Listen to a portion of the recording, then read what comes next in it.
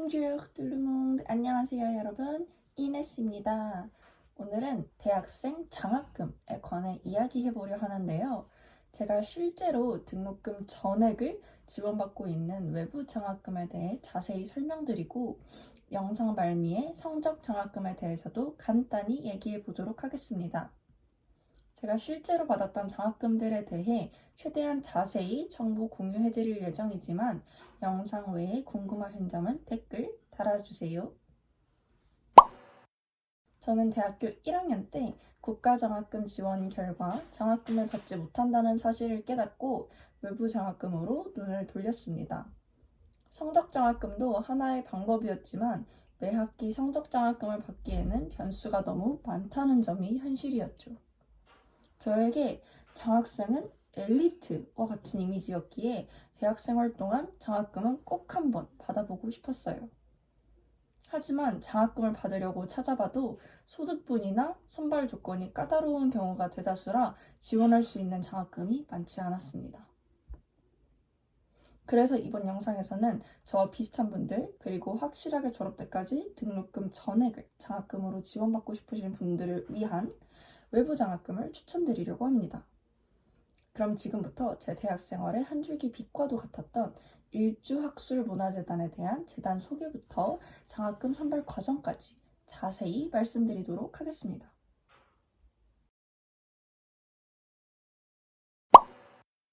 첫 번째로 지원 일정에 대해 설명드리겠습니다.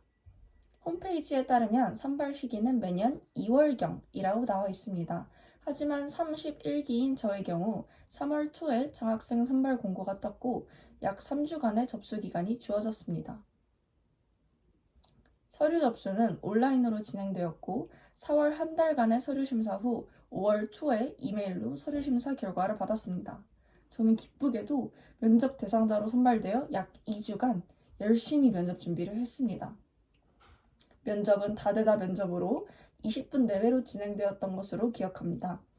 질문은 자기소개서 바탕이었는데 자기소개서와 무관한 인성 질문도 하시더라고요.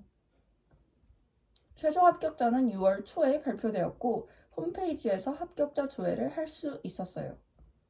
정말 열과 성을 다해 준비했던 첫 장학재단 지원인데 한 번에 합격하게 되어 정말 감사했습니다. 매년 비슷한 시기에 선발 절차가 진행되겠지만 자세한 일정은 꼭 확인하시길 바랍니다.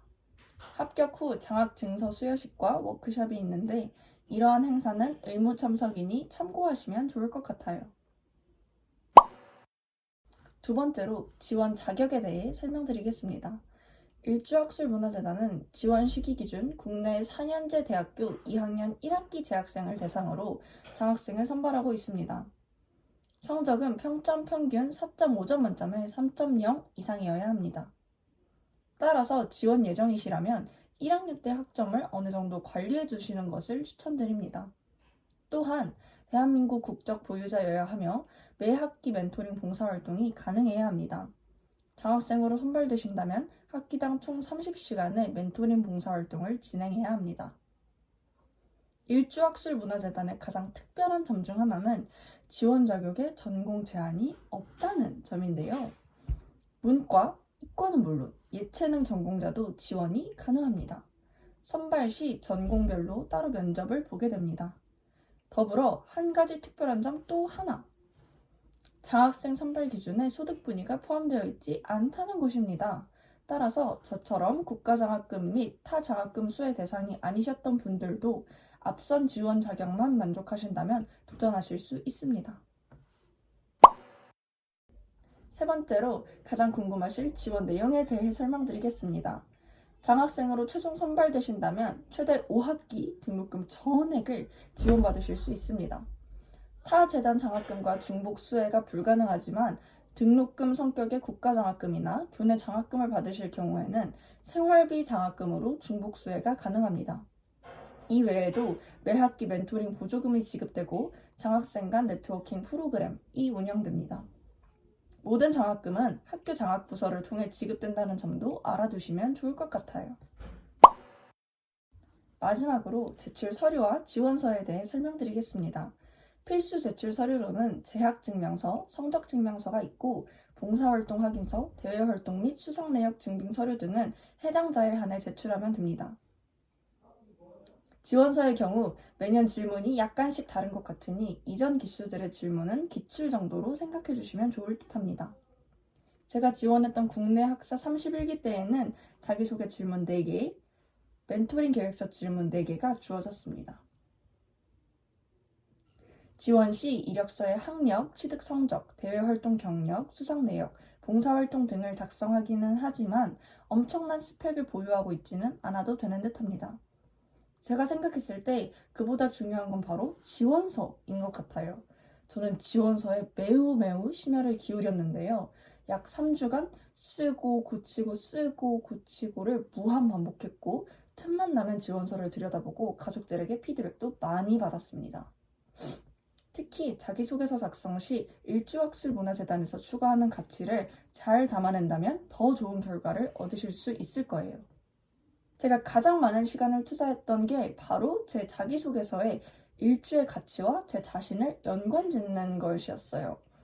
더불어 합격 후 멘토링 봉사활동을 하게 되므로 교육봉사활동이나 멘토링 봉사활동 경험이 있다면 더 좋을 것 같아요. 그리고 무엇보다 중요한 것은 그럴듯해 보이는 글이 아닌 솔직함을 담은 글. 저 또한 엄청난 스펙을 가지고 있지 않았는데 지원서에 아무래도 매우 심혈을 기울였던 게 심사위원분들 입장에서도 다 티가 나는 것 같더라고요. 그럼 말씀드린 부분들을 잘 참고하셔서 꼭 일주학술문화재단의 일원이 되시기를 바랍니다. 참고로 졸업 때까지 장학금을 받으시려면 학점을 일정 수준으로 유지하셔야 하는데요. 저는 성취욕과 승부욕이 강한 편이라 공부를 열심히 하다 보니 학과 수석이라는 결과를 얻어 재학 중인 대학에서 등록금 100%에 해당하는 성적 장학금을 받을 수 있었어요. 이러한 경우 일주학술문화재단의 생활비 장학금과 중복 수혜도 가능하니 일석이조. 장학금을 2번 받는 것과도 같은 일이죠. 학교에서 받을 수 있는 장학금에 대해서도 각 대학 장학부서들을 통해 열심히 알아보시고 외부 장학금도 꼭 도전해 보시길 바랍니다. 그럼 더 궁금하신 점 있으시다면 댓글로 꼭 알려주세요. 그리고 이번 영상이 좋았다면 좋아요도 부탁드립니다. 그럼 오늘 영상도 끝까지 봐주셔서 감사합니다. Merci, au revoir.